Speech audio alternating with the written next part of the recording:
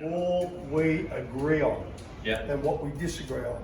And I don't think it is unrealistic in this nation for our trucking fraternity to say we want to be paid properly, we want to be paid on time, we want to be sustainable, and we want to be safe.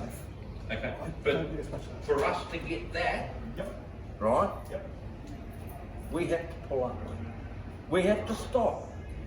Because it's the only way these imbeciles out there as a general public are going to take realisation that this is a fucking reality, that we're out here, we have the most dangerous job in Australia. Yeah, absolutely. Right?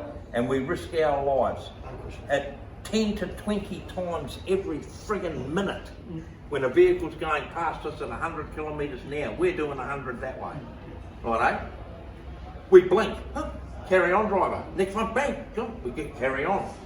Every day we get home at the end of the day, another day at the office. Who cares? The missus don't care because all she wants is the coin. Righto? All the kids want is, Dad, can I have this? Can I have that? Can I have that? Can I have this?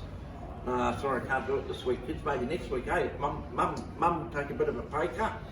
You know, you've got to rob Peter to pay Paul all the time. Right? But my theory is, okay, I stick to my guns. I don't do no accounts. I don't owe nobody nothing. If I get work done on my truck, I pay for it. Right? I pay for my fuel as I go. Admittedly, I use a fuel card, but I pay for it before the end of the month, so it doesn't roll over to the next month. And instead of waiting till the 23rd or the 21st or the 14th for it to come around and then to absolutely rape your bank account, I pay it manually, righto? So when I start the next month, okay, I know where I am, my finger's on the pulse, okay? But my theory is, remember when the Commonwealth Bank said no more ATM fees, righto? Everybody went to their bank and said, I'll close my account, please, I'm going to the Commonwealth Bank. Within 3 days, the big 4 banks went, no more ATM fees. Everybody followed suit. Stand up here now, righto? For every one of us that's here now, okay, there's how many owned drivers, truck drivers? 250,000? Oh, there's 208,000 truckies. Okay. There's 0.5% of the truck drivers in Australia that are right here, right now. Okay?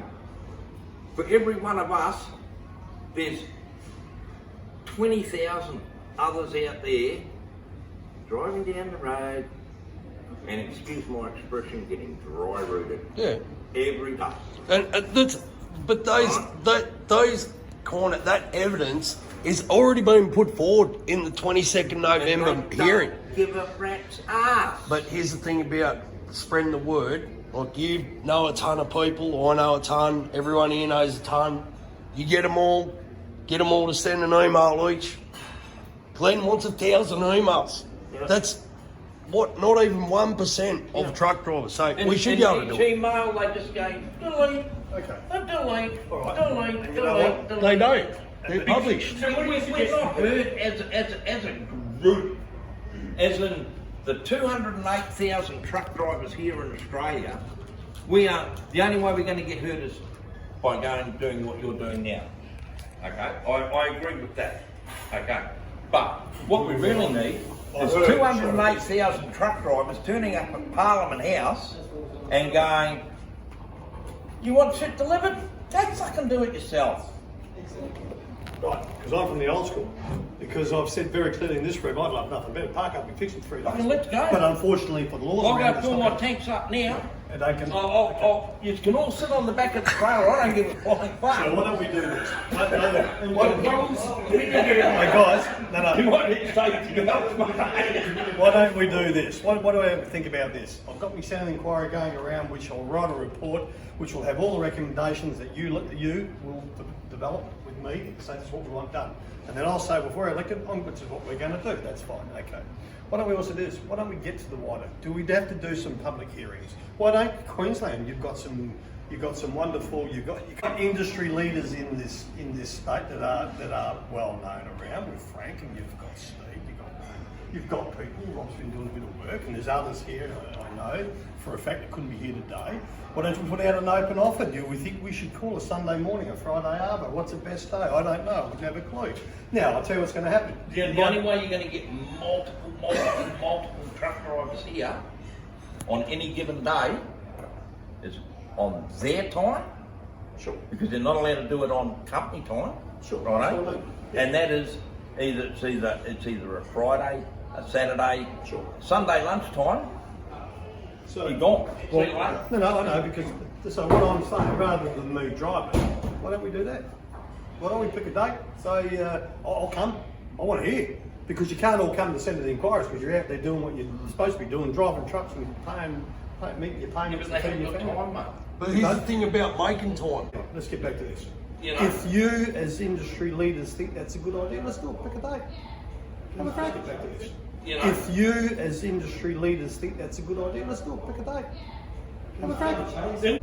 Hey? I got the support of the Greens. I've got Pauline Hanson. I've got Jackie Lambie who supported me. Well, tell them to put. Let me help you. I'm going to make it real simple. Real simple. The LNP are the government.